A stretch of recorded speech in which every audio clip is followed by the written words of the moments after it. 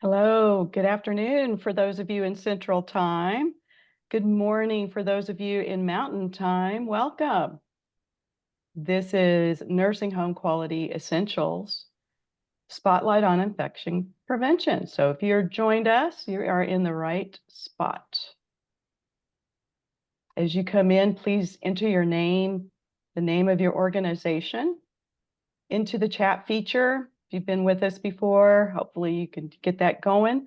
Also, we've got another minute before we get started. We'll get started right straight up top of the hour. But if you have a favorite warm beverage that you like to sip on during the winter months and it's cold outside, you can chat it in there as well.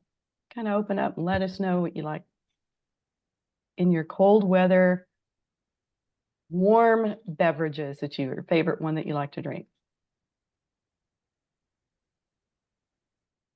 And thank you for joining us today. We're excited to have you here. This session is now 12 o'clock. I see a dirty chai tea latte. Ooh. That sounds wonderful. It is, and thank you for sharing, Angie. It is now straight up 12 Central Time, and we're going to get started here. Welcome.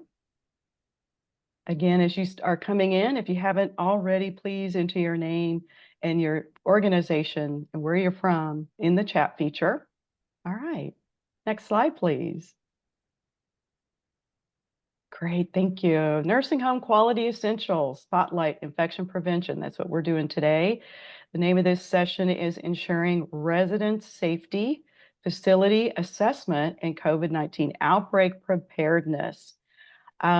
My name is Mickey Raymond. I am a Senior Quality Improvement Facilitator here at Telligent, and with me is my co-host, Jaime Zapata, and he is here also as a Senior Quality Improvement Facilitator. Also, Jason will be our chat manager for today, and Gina is running our slides and will be doing our Mentimeter.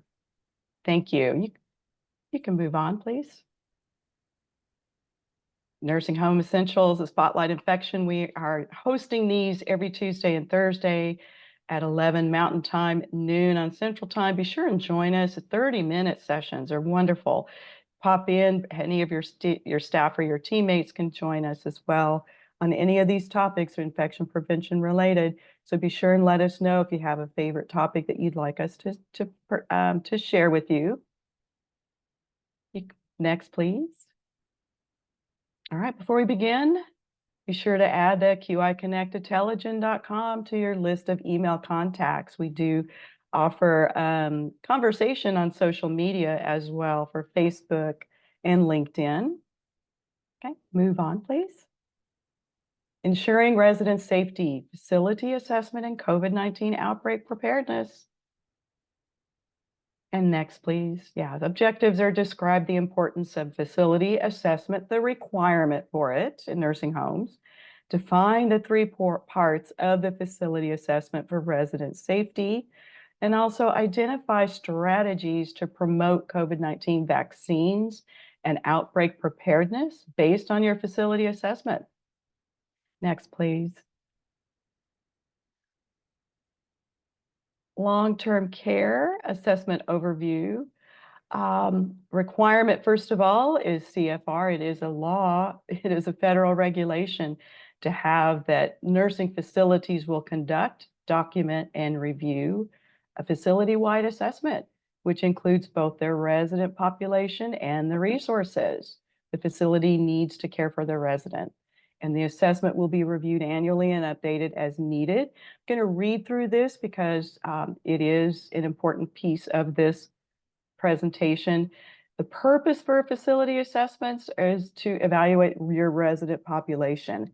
You have to determine what resources are necessary to care for your residents, your particular population, care for them competently during both the day-to-day operations on nights and weekends and holidays, and emergencies. So assessments help make those decisions about your direct care staff needs, caring for those residents, including those who provide services under contract and volunteers.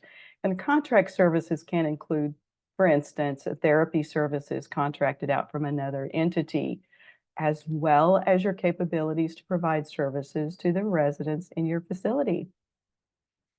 Thanks. Next. Facility assessment includes 3 parts. First part is a resident profile. Also, it includes the numbers of your residents, the census, the diseases, the conditions, the physical, behavioral health needs, your cognitive disabilities of your residents, the acuity, the ethnic and cultural religious factors that impact the care. Take that into consideration. Also, services and care offered are based on your resident needs. It does include the types of the care that your resident population requires to focus. It's not including the individual level care plans in the facility assessment. Those are specific to your resident care. They are not included in the facility assessment. Then the third is the facility resources needed to provide that competent care for residents, including the staffing plan, maximizing your direct care staff, recruitment, retention, your staff training, education, and competencies, the physical environment and building needs, and any other resources that you may choose. Next, please. All right. We will be hosting or having a Menti interactive session here. For those of you who are joining us, you participated in Menti, you can go to www.menti.com, or you can scan the QR code, enter the code listed below here or on the top of the slide, 41147843. As you get logged in, you can go ahead and give us a thumbs up. You'll find the thumbs up icon at the bottom of the slide on the right as you join us. That's awesome. Any of the information and answers that you offer in the Menti, it is confidential. No one knows who you are. So you are incognito. Be sure and share anything that you feel comfortable when you're clicking on the Menti. And I'll go ahead and move on. Thank you. Go ahead and wait here for a minute as we get our first Menti here. If you're just joining us, you will see join us at menti.com and use the code 41147843. Our first Mentimeter today are 2 facts and a myth. So which of the statements listed below is a myth? Got facility assessments began in 2010 by CMS, or facility assessment requirements were updated June 18, 2024, and became effective August 8th of 2024, or facility assessments must be reviewed and updated annually or more often as changes occur. We're going to wait, give you guys a chance to read through them. The print, hopefully you can see that okay. Yeah, If you're just joining. the results are coming in. Yay, Mickey. thank you. Awesome, Yeah, Jaime. look Thank at you. that. Look at that participation. I see the Here we thumbs up. go. Thumbs up. Yep. Awesome. We'll wait just another few seconds, give you guys a chance to participate, because this is a great way to participate, and we'll explain the responses if you don't know. All right. We'll move on here. It looks like the majority of you chose the myth as facility assessments began in 2010 by CMS. If you selected that response, that is a myth. It is a fact that the facility assessment requirements, they were updated June 18th, and they became effective this past August of 2024. Also, facility assessments must be reviewed and updated annually, or more often. That is a fact. So why is the facility assessment beginning in 2010 by CMS, why is that a myth? Well, it's a myth because, first of all, the Federal Registry first developed the facility assessment to be a federal requirement in 1989. What did happen, what CMS did release in 2010 was the PI portion of quality assurance and performance improvement. So they added the PI, the performance improvement, to make it the full QAPI that was started in 2010. So all that to say, if you selected the first one, facility assessments began in 2010 by CMS, you are correct. Good job. Thank you. And next slide, please. This is a face cover of the facility assessment tool. It's about a 25-page document. It's like any other assessment tool that you all are using to determine gaps, looking for those strategies to improve. The facility assessment, though, is a very comprehensive the tool to go through it and look at all of your whole entire facility, the infrastructure, looking at your residents, looking at your staff and competencies that they have. So why are we talking about infection prevention as a part of facility assessment tool? Well, because it is. It's a very important part of your facility assessment tool. If you don't have the resources, if you're doing all the training with your staff, you're training them how to do resident care, looking at proper PPE placement, doing hand hygiene, and you're doing all those processes and training, that is part of your facility to keep your residents safe. So it's more than just providing just the nutritional portion, the spiritual religious component of your residents. It also involves extensive training and education of your staff, your residents, all of the third-party contractors who come in. When you use the facility assessment tool, if you have not already looked at it, you are strongly encouraged to look at it. It is a requirement to have the assessment to be able to demonstrate that you are looking at all of the processes in your facility, from the building, from the ground up, talking about laundry services, talking about who's working there, who's administrating, who's in charge, getting your documentation. Do you have policies and procedures in place for infection prevention and control? Are you using infection prevention assessments as a tool to go through and look and see where your gaps are? You can have the most beautiful facility in the state or in the nation. You can have plenty of PPE. You can have everything you need, a strong dietary program. But if you do not have the proper training and education for your staff and even your residents and your visitors on infection prevention, on hand hygiene processes to have them be compliant, even putting on PPE, if you don't have those processes there, it's going to fall apart. There goes your infrastructure, really. If there's infections going on in your building, that's a problem. We do the very best we can, though. We want to help mitigate the spread, and that's why we're looking at those infections as you do have, if there's an outbreak for any reason, but especially for COVID, so we can address it, okay? If you have any questions, you are welcome to unmute or put it into chat, and we'll help you out there, okay? You can also download on the bottom of this slide, there's the link that you can download. CMS put this tool out the beginning of September of 2024. And also Telegen does have this link on their website that you can go onto our resources page and click and download this tool as well. All right. And next we have Jaime. Hi, everyone. Welcome once again to the Nursing Home Quality Essential with a touch of holidays, right? So we decided to come up with our ugly sweatshirts and hats. And please feel free to send emoji, especially the red ones. The heart emojis just match my hat. So keep sending those ones, and as well as your questions while we go through these scenarios.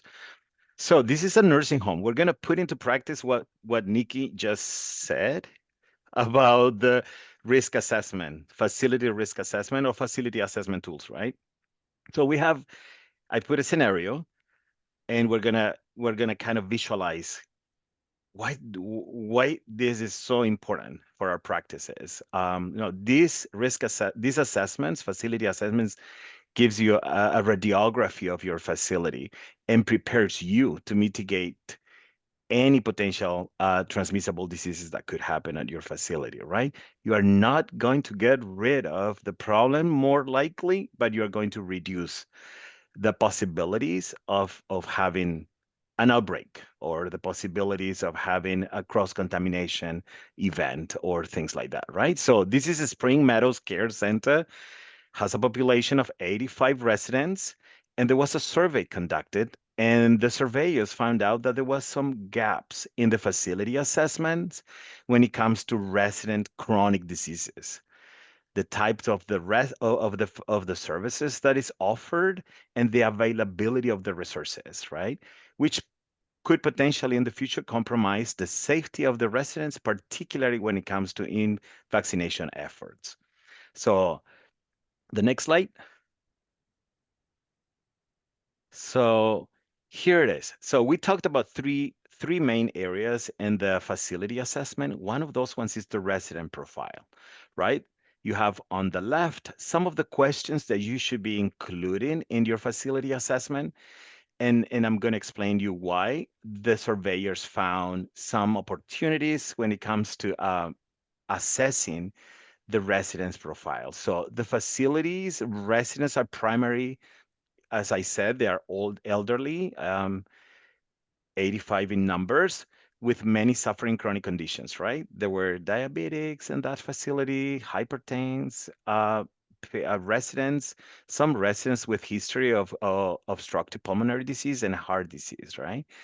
So what happened was the facility current vaccination status records did not fully reflect the chronic diseases of those particularly vulnerable populations. So the gap is the lack of clear communication between care staff and infection prevention team about which chronic diseases increase the risk for specific infections. We're now going through respiratory season, right? So it is important to have those elements tied together when you are considering assessing your facilities, right? Because that's where your resources are going to be located, in the prevention, in the communication, in making sure that you have a comprehensive list of your residents that require vaccination and prioritization, right? So chronic underlying conditions, residents with underlying conditions would require to be a priority, right, when it comes to vaccination. So let's say, but this, for example, in this facility, they were not paying attention to the BPAs, which are the best practice alerts that are in their medical record. So they were not able to identify which type of residents should be prioritized when the vaccination clinic came to their facilities, right?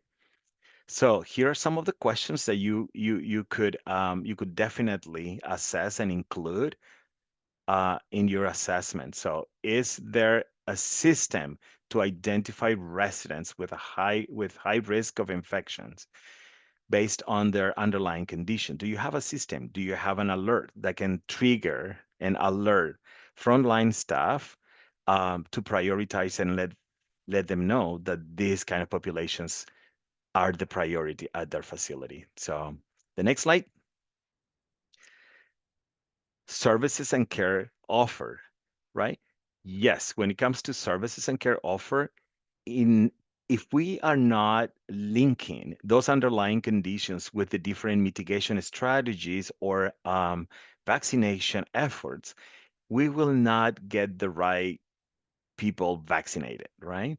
So facility offers comprehensive nursing care, physical therapy, hospice services, but did not have a robust system in place for identifying residents at high risk for infections based on their chronic conditions.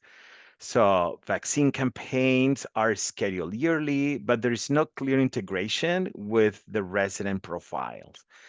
Um, so that's what it was, an opportunity. Yes, as Miki said originally, You can have the most wonderful nursing home, the most wonderful facility or skilled nursing facility, you name it.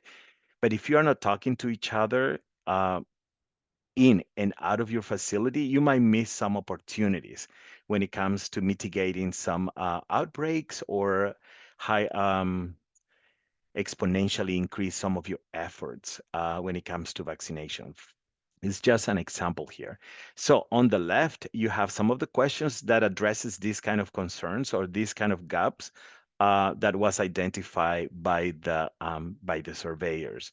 So as I said before, inadequate system to link chronic disease information with the facility vaccination campaign, it's an opportunity. So because you will not know which one will receive a higher priority for vaccines based on their risk. So the next slide is going to be a Mentimeter. What clear communication strategies do you use to update the care team on which residents are at risk for chronic conditions? Like, do you have daily census review? Please pull your Mentimeter and click whatever type of communication strategies you utilize at your facility um, to transmit, to highlight the efforts that you guys are doing at your facility. So you have risk assessment dashboard. I see some of you are saying daily huddles and purposeful rounding. Nice. This is a really, really important, especially when it comes to sepsis. Uh, those patients that are triggered and identified as at risk should be huddled, right? And should be intervened so we can de-escalate those organ failures that could potentially happen if we are not alert. So we have utilizing care plans, excellent. Education and training on chronic conditions. Yes, handoff reports. Make sure that those handoff reports are comprehensive and speak for themselves and also are documented. Um, the health system is well known for lack of proper documentation. So make sure you kind of audit this, right? So these kind of communication interventions are really important to have it quantified and have values to it, right? So make sure that is also being done. Great job utilizing care plans. A lot of you guys are utilizing care plan and daily huddles. That is awesome, as well as handoff reports. Make sure you ask, and the Christmas bubbles keep coming out, right? So make sure you have um, something that we call in the healthcare facility repeat back, right? Or something like that. Like if you don't understand any question during the handoff, you ask questions to clarifying questions to clarify whatever is being communicated, right? So good job. Thank you. Let's keep moving. Let me throw you some heart emojis or clap emojis here for you. The next slide. The next slide, facility resources. With the facility resources, this has to do with allocation of the resources. How do you know that you need certain kind of resources directed towards certain efforts, right? However, the current approach to vaccine promotion at this facility does not actively incorporate chronic disease management as part of the vaccination. Conversation must be done, right?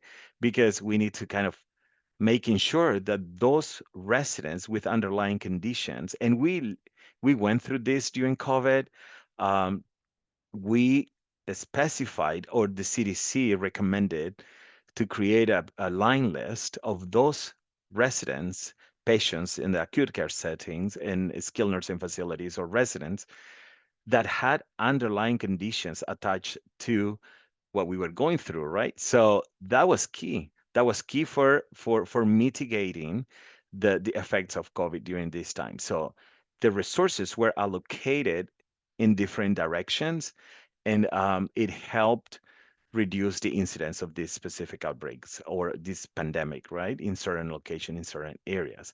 So are the adequate resources, that includes PPE, that includes vaccines, implemented effectively, right? So making sure that the first people we get are the people at risk. Is there any designated infection prevention is responsible for this, right? Do we have champions? Do we have connections with the community vaccination clinics or with the pharmacists? Do we have a pharmacies on board? All those pieces are resources and are really, really important to have and to have them available and allocate them when it's where it's needed. Are the staff educated? Right? This is really important. So here comes demystifying a lot of concepts that are around vaccines, answering questions, making sure that you have the resources available to support your team, to support the community, the visitors, the family members, right? This is really, really important to have in mind when it comes to allocation of resources. Um, while the resources for vaccine administration and infection prevention are available, your facility may lack of clear communication or may have some opportunities to improve when it comes to communication or strategies to yearly or continuously update. Look into your policies and procedures and see what guidance you have when it comes to communication. What tools do you have? Facility resources. Telegen is one of your facilities resources. So use your connections with us to assist and mitigate any kind of efforts that you are trying to move forward or any kind of initiatives that you want to get some expertise from. So we are so full of knowledge and so full of resources. Just use the talents that we have as partners for you guys to for your benefit. So you will never going to resolve any issues related to chronic diseases more likely, but you can mitigate the impact of the different phenomena that happen, such as, the respiratory seasons, outbreaks, and cross contaminations. But you can reduce those risks, right, by knowing your population and allocating those resources that they should. The next slide. Right. Where Thank you, the Jaime. action steps. Yes, action steps here, but also want to go back and just let you know to whatever building that you are working in, whether some are older, some are smaller, in the rural areas, wherever you are working, we do the very, very best we can, right? You all do the very best we can. So that's why it's important, though, with whatever you're working with or whoever you're working with, to complete a facility assessment. And you can use those tools to help guide you and answer those questions. One thing too about using Telegen as a resource, I want to let you know that while we have a lot of answers that can support you, you all have answers and experience. We beg, borrow, and steal from you as well, so we can share out all this information. And I'll Yeah, just good move point, Nikki. forward Good here. point. Thank you. Yes. Quickly here. So please complete your facility assessment. Look at it. It is required annually. So just keep that in mind along with all your other assessments that are required. Just know what they are. Develop those strategies to address your gaps and be sure you implement them. Talk and communicate with your team. Develop those resident care plans based on facility assessment, and then promote and offer conversations. So you're going to have conversations with your staff, the residents, their families on all the respiratory vaccination guidances with CDC, COVID-19, RSV, and those. Schedule routine vaccination clinics because COVID-19 will have another round of a booster coming up, and they're already out there. So be sure you're keeping track of that, who would need another booster, who would need another vaccine as you move forward. And then complete your infection control assessment and response, the ICAR tool. Be sure that you have all your infection prevention strategies and resources available based on your assessment. We do offer, Telegen does, a nursing home COVID-19 infection prevention and control rounding tool that allows you to walk through your building in your facility with team members or frontline staff, whoever, everyone, and do an environmental scan, and then continue to offer those trainings, have them teach back, offer skills fairs, deploy those infection prevention mentors to help support your team here. We do have a couple of minutes here. I'm going to rocket through the rest of the slides if you don't mind. We'll move through to the next slide, please. And that's just to let you know that December is a bonus intervention, if you will. December is National Hand Washing Awareness Month. So if you didn't know that, you can download these posters and handouts. They're in Spanish and English. Be sure and have using fun and impactful resources to add to your in-services for hand hygiene. And then there's these colorful posters you can put out for your visitors, put them on the front door, whatever is useful. Next slide, please. Any questions, comments? You can put them in chat. You can unmute. And you can always send us an email with any questions or any concerns that you may want to be addressed. Yes, thank you, Jaime. Absolutely. Next slide, please. Here's how you can get a hold of us. Here's our email here if you'd like to reach us. General inquiries. Next slide, please. You'll get a copy of the slides here coming up, and that will be, you'll get a copy of the slides for this week, including today. These are the upcoming sessions, December 24th. There's one the day after Christmas holiday, and then New Year's Eve, December 31st. Next slide, please. And we thank you so much. You know, we're going to wait just a minute or two before we shut down here in case there's a question that may have popped into your mind and you want to ask. And happy holidays, everyone. Yes, happy holidays. All right. This concludes our session for today. Thank you for joining us. Thank you, everyone.